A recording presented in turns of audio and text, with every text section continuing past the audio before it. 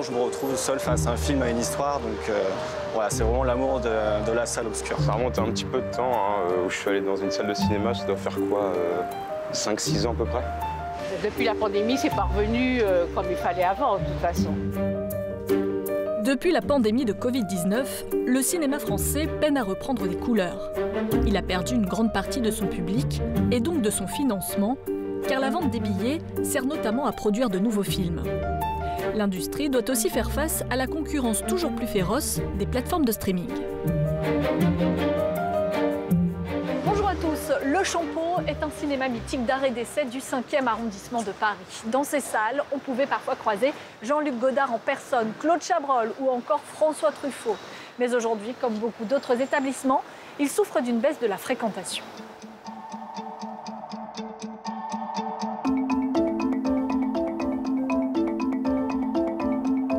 En septembre dernier, les cinémas français ont enregistré seulement 7 380 000 entrées. Un tiers des spectateurs manquent à l'appel par rapport à 2019. Hors pandémie, c'est le pire mois de septembre depuis 1980. En cause, l'épidémie de Covid-19. Les salles ont été fermées pendant près d'un an, puis soumises à des restrictions sanitaires, avec jauge, masque et passe vaccinal. Le public s'est alors détourné massivement vers les plateformes de streaming. Une concurrence très rude pour le grand écran.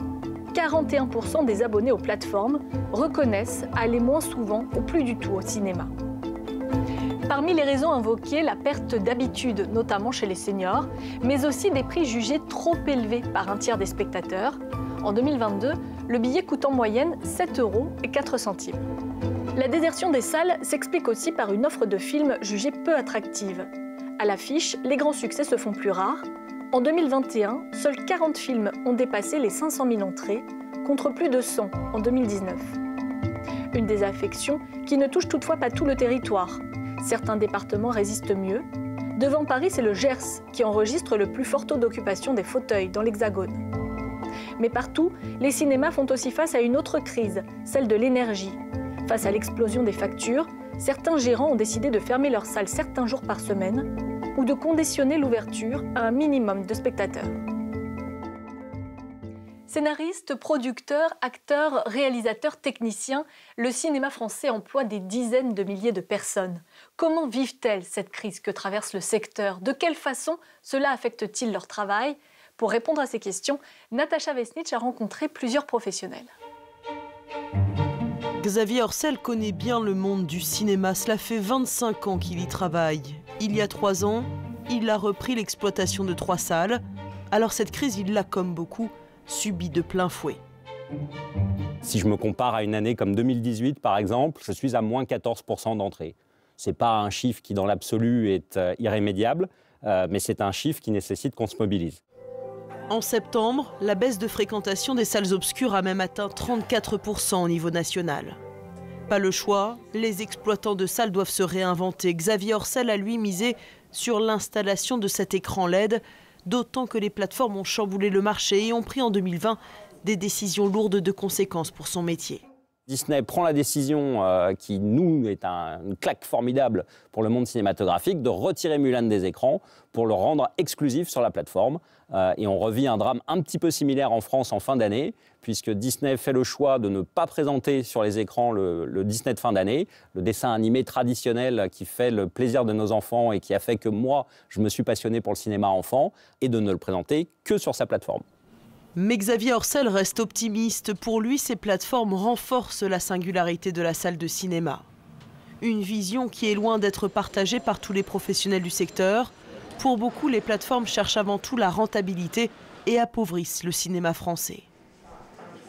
Il n'y a plus cette prise de risque qui, à une époque, permettait de proposer des projets de cinéma qui étaient vraiment fous, qui étaient vraiment des choses sur lesquelles on pariait, sans garantie de succès, mais qui avaient le mérite d'exister et qui parfois rencontraient leur public.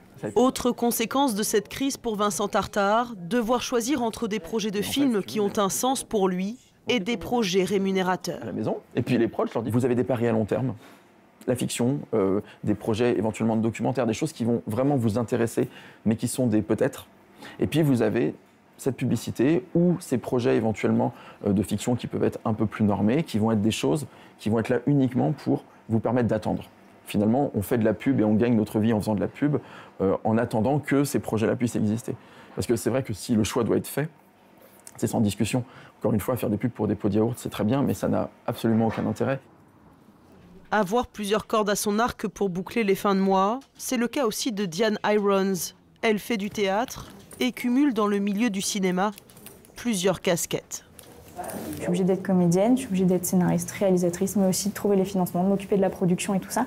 Ce que je vois, c'est cette difficulté-là qui aujourd'hui nous force à vraiment être des hommes orchestres, des couteaux suisses, on doit tout faire et être capable de tout faire, donc ça demande beaucoup de temps, d'énergie. Donc c'est aussi ça c'est la dispersion qui peut être dangereuse. Autre problème majeur, trouver des financements. Comme Diane Irons, beaucoup de professionnels ne font même plus la demande au CNC, le Centre national du cinéma, car, disent-ils, les demandes sont chronophages et ont très peu de chances d'aboutir.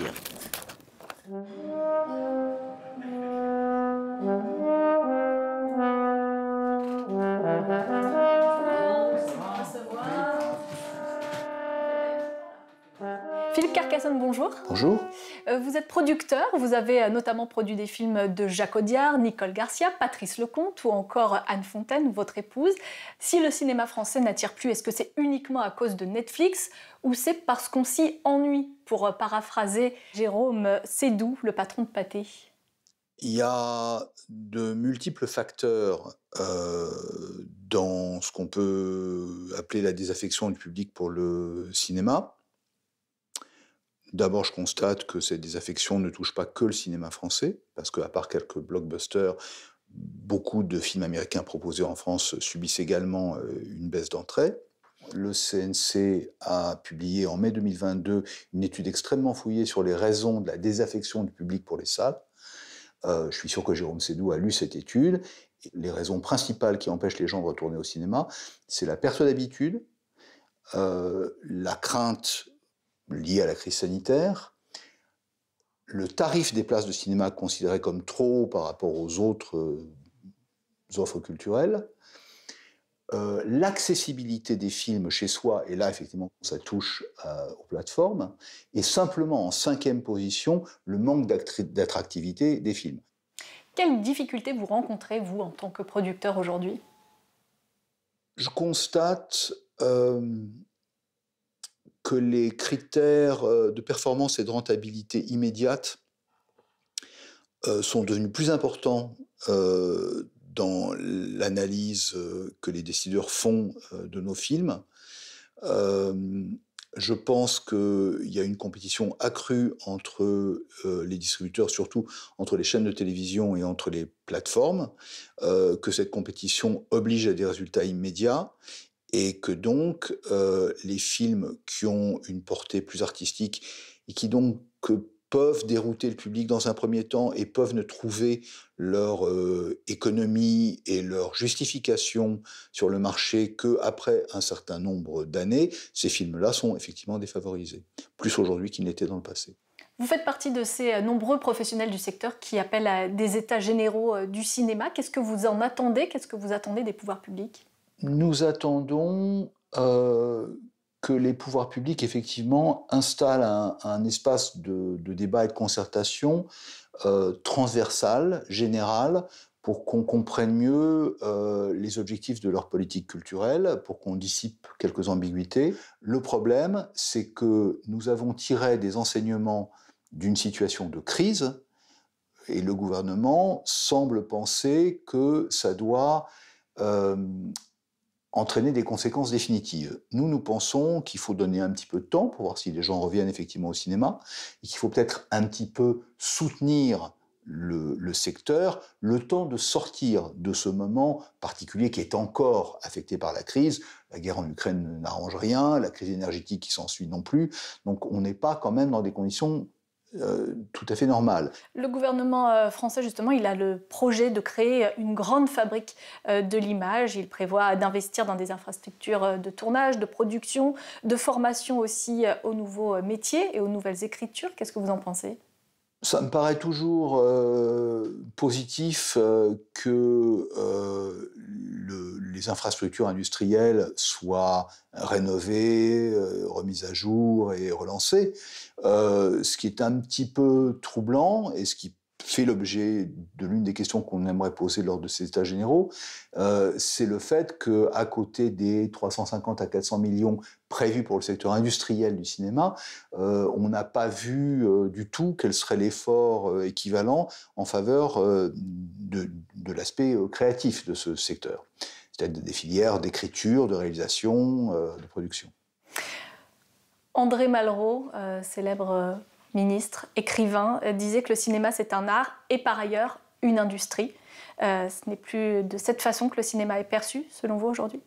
Je pense, pour l'avoir connu grâce à mon grand âge, que ce qu'il voulait vraiment dire, c'est que le cinéma est nécessairement un art et aussi nécessairement une industrie. Et cette double nécessité, parfois, elle paraît s'estomper aujourd'hui, et nous avons besoin d'être rassurés sur le fait que cette politique culturelle est toujours d'actualité, au moins dans ses objectifs, sinon dans ses modalités. Merci beaucoup, Philippe Carcassonne. Merci à vous.